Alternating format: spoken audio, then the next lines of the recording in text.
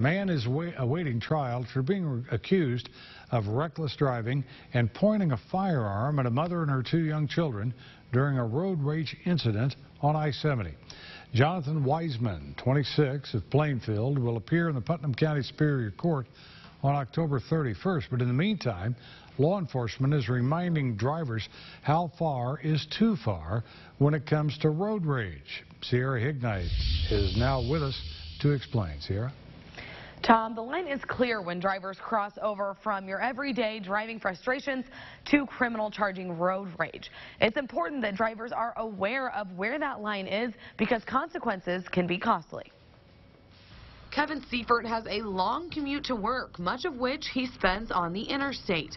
With all of his time on the road, he has experienced some severe road rage. Occasionally you get the guy that wants you to pull over and fight. You know, that's just nuts. When he sees someone getting aggressive on the roadway, he says he often just laughs. Well, if you're back there gnawing on the steering wheel and flipping me off, I'm not going to get in a hurry to get out of your way.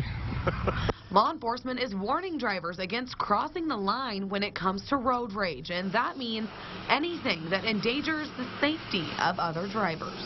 You swerve at them, you point a weapon at them, you threaten them, throw things at their vehicle, cut them off, abruptly slow down in front of them. Any of those things that make this move into the criminal element. Not only can erratic driving put yourself in danger, but you're also risking the safety of all of the drivers around you.